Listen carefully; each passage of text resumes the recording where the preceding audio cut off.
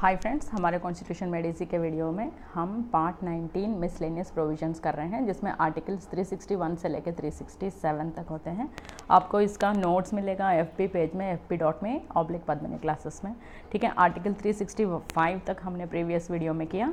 Article 366 आज करना है। ये इस पूरे कॉन्स्टिट्यूशन में कुछ वर्ड्स हैं, उनका डेफिनेशंस हैं का एक कुछ स्पेशल वर्ड्स हैं, उनका कुछ और मीनिंग्स ना निकले, कुछ और इंटरप्रिटेशंस ना हो, इसलिए कॉन्स्टिट्यूशन ने जिनने बनाया उनने क्लियरली सारा डेफिनेशंस बनाया। तो in this constitution unless the context otherwise requires the following expressions have the meanings hereby respectively assign to them.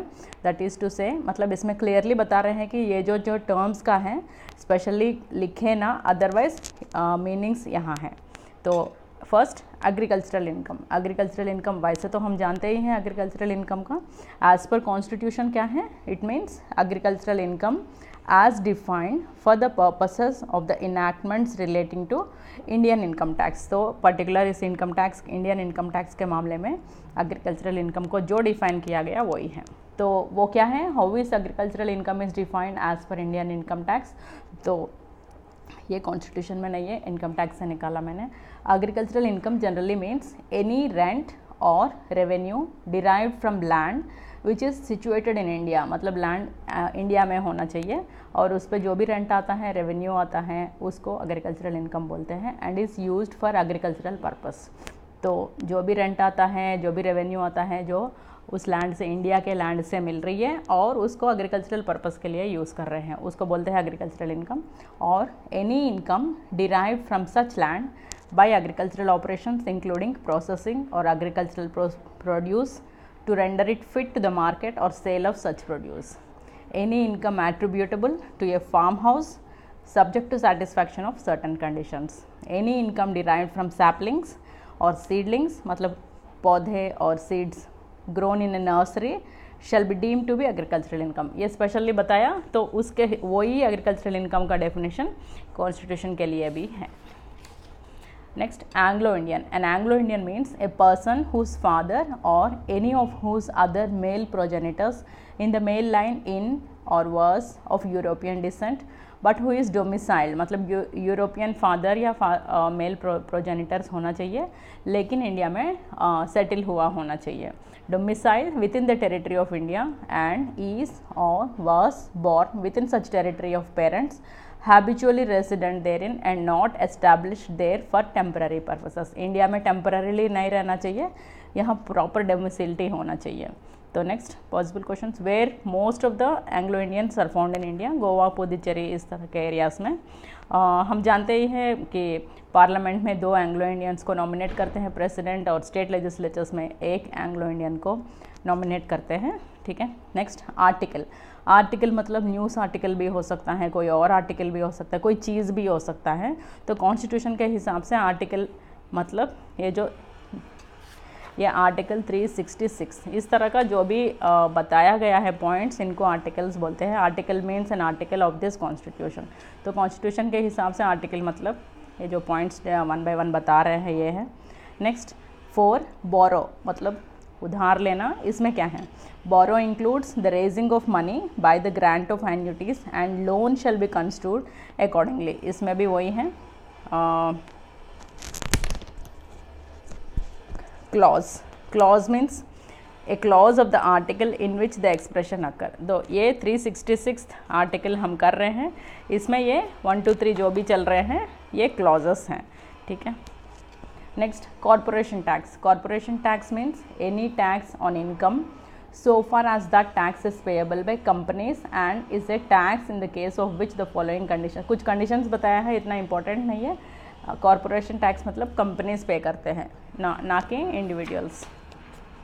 Who pays corporation tax? Companies और individuals. Companies. Next corresponding province, corresponding Indian state और corresponding state means, corresponding मतलब आज के उत्तर प्रदेश के corresponding province क्या है? United provinces उस time के। तो इस तरह का आज के तमिलनाडु का करस्पॉन्डिंग इंडियन स्टेट क्या है? मद्रास स्टेट।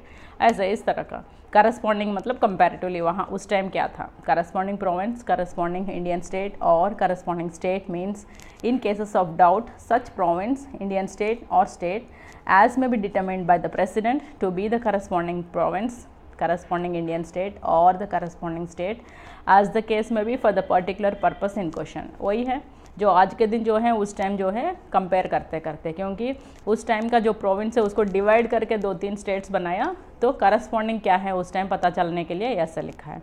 नेक्स्ट, डेप्ट. डेप्ट इंक्लूड्स एनी लायबिलिटी. डेप्ट मतलब liabilities in respect of any obligation to repay capital sums bye way of annuities and any liability under any guarantee, and debt charges shall be construed accordingly. ये सारे words का definition specially इसलिए दिया कि बाद में गलत इंटरप्रिटेशंस ना हो. ठीक है. Estate duty. Estate duty means a duty to be assessed on or by reference to the principal value ascertained in accordance with such rules as may be prescribed by or under laws made by the parliament or the legislature of a state relating to the duty of all property passed upon death और property passed upon death. ये important है. तो इसको inherit करने के बाद जो tax लगती है उसको बोलते हैं. Can we say that estate tax is otherwise inheritance tax. बिल्कुल सही है. जो पास ऑन होता है उसके ऊपर टैक्स लगना इनहेरिटेंस टैक्स है, लेकिन आज के दिन ये अबॉलिश हो गया 1985 में ही राजीव गांधी गवर्नमेंट ने किया. ठीक है. Existing law. एग्जिस्टिंग लॉ मतलब जो भी लॉ एज ऑन डेट बनी हुई है वो है. ये नहीं है कि जो कल का बनने वाला लॉ को या पीछे कल जो रिपील हो गया उस लॉ को एग्जिस्टिंग लॉ बोलते हैं. एग्जिस्टिंग लॉ मतलब एज ऑन इसी दिन होना चाहिए. Means any law, ordinance, order, bylaw, rule और regulation passed or made before the commencement of this constitution by any legislative authority or person having power to make such a law. Ordinance, order, bylaw, rule और regulation. Specially यहाँ ordinance कर रहे हैं. ordinances भी law ही हैं. ये नहीं है कि वो temporary law है, proper law है वो भी. 2 days back मतलब 22 April 2018 President has signed an ordinance that proposed death penalty to rapists of under 12 girls. Does this come under definition of existing law? Existing law होती है क्या? परसों का ऑर्डिनेंस है, प्रेसिडेंट ने साइन किया. 12 साल के अंदर के लड़कियों के साथ अगर रेप होता है तो उनको डेथ पेनल्टी है. तो बिल्कुल एग्जिस्टिंग लॉ में आता है आज के दिन, लेकिन उससे एक दिन पहले भी वो एग्जिस्टिंग लॉ नहीं था. तो फेडरल कोर्ट मतलब सुप्रीम कोर्ट है. Means the federal court constituted under the government of India act 1935. Specially बता रहे हैं यहाँ. गुड्स मतलब सामान, हम जानते हैं. Includes all materials, commodities and articles. ठीक है. ये आर्टिकल और ये कॉन्स्टिट्यूशन का आर्टिकल डिफरेंट है. ये बिल्कुल चीज़ों में आता है ये आर्टिकल. और यहाँ 12 और 13 के बीच में 12A GST के साथ आने के बाद ऐड हो गया. Goods and services tax means any tax on supply of goods और सर्विसेज और both except taxes on supply of alcoholic liquor for human consumption. ये रिपीट क्वेश्चन है, बार बार आता है. ये alcoholic liquor for human consumption पे GST लगता है नहीं लगता है, इसके बारे में. ठीक है. Next, guarantee. गारंटी का क्या मतलब है? गारंटी देना किसी लोन पे उस तरह का. Guarantee includes any obligation undertaken before commencement of this constitution to make payments in the event of the profits of an undertaking falling short of a specified amount. नहीं दे सकते हैं तो लोन के टाइम कोई हम देंगे करके बोलना गारंटी है. Next, high court. High court word का मीनिंग क्या है? means any court which is deemed for the purposes of this constitution to be a high court for any state and includes मतलब हाँ बहुत सारे कोर्ट्स हैं, उसमें से कौन सा हाई कोर्ट है. तो अगर डेजिग्नेट किया जाता है by constitution or by parliament. Any court in the territory of India constituted or reconstituted under this constitution as a high court. High court constitution में लिखा ही है तो वो हाई कोर्ट है, कोई भी court. Any other court in the territory of India which may be declared by parliament by law to be a high court for all or any of the purposes of this constitution. तो parliament भी law बना के बोल सकती है कि ये court high court है. ठीक है. Who has the power to designate any court as a high court? Parliament. तो इंडियन स्टेट, इसका क्या मतलब है? Indian state means any territory which the government of the dominion of India recognised as such a state. उससे पहले provinces, rulers, ये सब होते थे. पार्ट मतलब अभी हम कर रहे हैं पार्ट. कौन सा पार्ट कर रहे हैं? पार्ट 19. और वो पार्ट है, part means A part of this constitution. Chapter बोल सकते हैं, कॉन्स्टिट्यूशन वाले पार्ट बोलते हैं. नेक्स्ट पेंशन, पेंशन क्या होता है? Pension means a pension whether contributory or not of any kind whatsoever payable to or in respect of any person and includes retired pay is so payable, मतलब कोई भी retire होते हैं तो उसके बाद जो पेमेंट मिलती है उसको पेंशन बोलते हैं। A gratuity so payable and any sum or sums so payable by way of the return with or without interest thereon or any other addition thereto of subscriptions to a provident fund। Pension मतलब जो भी कोई भी तरह से payment है after retirement जो मिलता है उसको पेंशन बोलते हैं। Any kind of payment made to a person on retirement is called pension, बिल्कुल सही है। उसके बाद प्रोक्लेमेशन ऑफ इमरजेंसी, ये सारे चैप्टर्स में हम पार्ट्स में हम कंप्लीट कर चुके हैं, लेकिन ये जैसे ग्लॉसरी बोलते हैं सारे बुक्स में होता है उसी तरह का एक एक वर्ड को लेके उसका मीनिंग बता रहे हैं। प्रोक्लेमेशन ऑफ इमरजेंसी, प्रोक्लेमेशन मतलब डिक्लेरेशन है, हम जानते ही है। Means A proclamation issued under clause 1 of article 352, ये नेशनल इमरजेंसी वाला आर्टिकल है, ठीक है। Next public notification, president public notify करते हैं, पब्लिकली नोटिफाई करते हैं, ये क्या होता है? Public notification means newspaper ad देना नहीं होता है। It means A notification in the gazette of India और एज द केस में be the official gazette of the state. Public notification मतलब ये है इंडिया के गेजेट में या स्टेट के गेजेट में पब्लिश होना। Can we say that proclamation means declaration, proclamation of emergency में ये बात है, प्रोक्लेमेशन का मतलब डिक्लेरेशन ही होता है। नेक्स्ट रेलवे, रेलवे का मीनिंग क्या है? जो भी ट्रेन्स जा रहे हैं वो सब रेलवे के अंडर आते हैं, देखते हैं। Railway does not include tramway Holi with in A municipal area. कहाँ है ट्रैमवे? कलकत्ता में। पटरी पे जो भी जाता है वो रेलवे में नहीं आता है, ठीक है। Be any other line of communication wholly situated in a state and declared by parliament by law not to be railway। जैसे मेट्रोस होते हैं अलग अलग सिटीज़ का, वो रेलवे में नहीं आते हैं, ठीक है। वो एक लोकल स्टेशन, लोकल ट्रेन्स होते हैं, ये सब रेलवे में नहीं आते हैं। इसको स्पेशली पार्लियामेंट डिक्लेयर करती है कि रेलवे नहीं है, क्योंकि एक स्टेट के अंदर अंदर ही चलते हैं वो। Possible question, does Delhi metro comes under the definition of railway? बिल्कुल नहीं आता है, क्योंकि वो लोकल ट्रांसपोर्ट है। 21 में जो भी था वो रिपील हो गया, ठीक है। 22 पॉइंट, इसमें 30 पॉइंट्स है इस आर्टिकल में। 22 रूलर, रूलर कौन होता है? बिना अगर नहीं बताया तो हम स्केल को भी रूलर ही बोलते रहते हैं।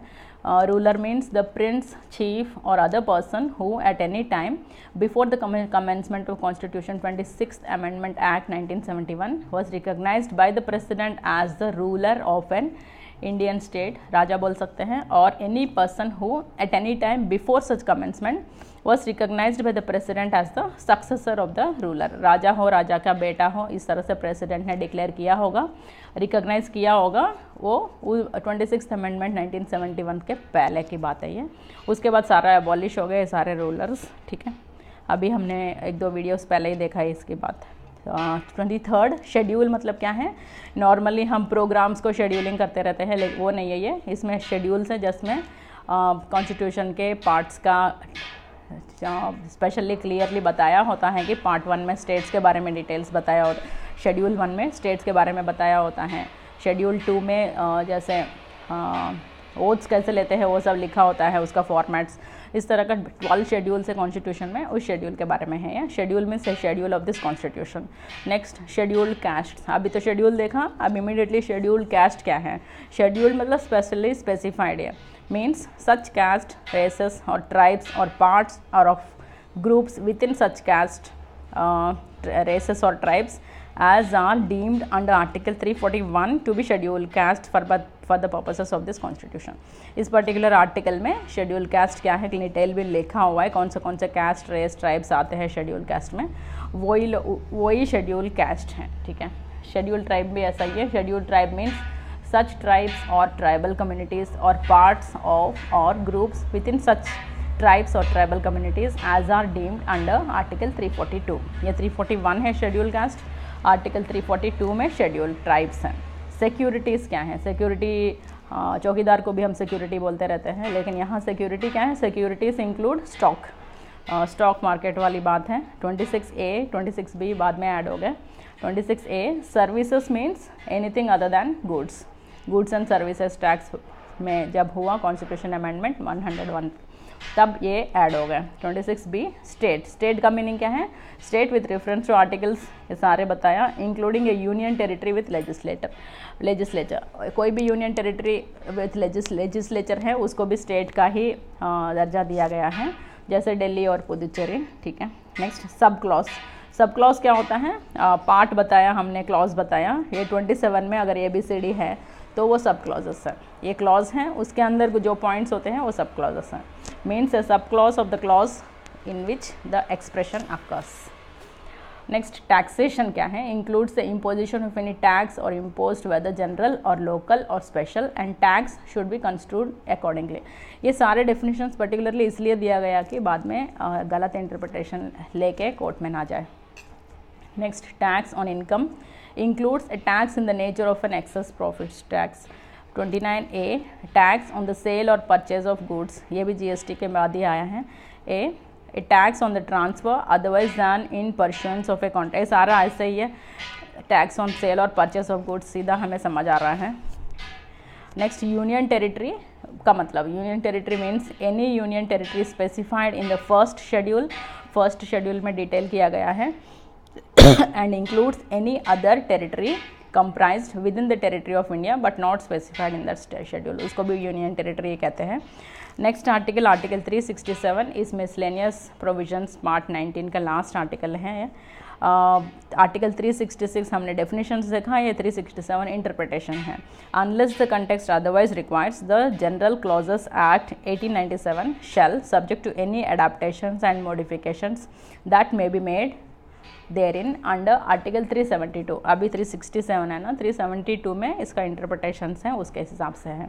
Apply for the interpretation of this constitution as it applies for the interpretation of an act of the legislature of the dominion of India. तो आर्टिकल 372 में हम ये क्लियरली देखेंगे।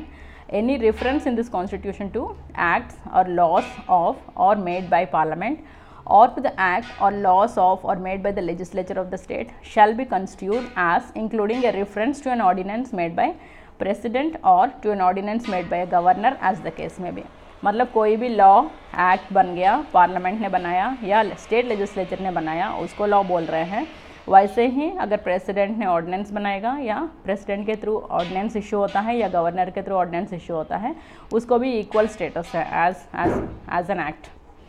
Can we say that an ordinance issued by president or governor has the same value as that of an act made by parliament or legislature of a state? बिल्कुल सही है, same value है। For the purposes of this constitution foreign state का क्या मतलब है? कोई भी कंट्री जो इंडिया नहीं है, means any state other than India, वो हमारे लिए फॉरेन स्टेट मतलब हम इंडियंस है तो इंडिया के अलावा बाकी सब फॉरेन स्टेट्स हैं। लेकिन provided that subject to the provisions of any law made by parliament, the president may by order declare any state not to be a foreign state for such purposes as may be specified in the order। लेकिन कभी कभी president ऐसे declare कर सकते हैं कि particular purpose के लिए ये फॉरेन स्टेट नहीं है। ठीक है। Who has the power to declare any state as not a foreign state for specific purposes? President. इसमें कोई प्रीवियस या क्वेश्चंस बनने का कोई वो नहीं है। So thank you till next video.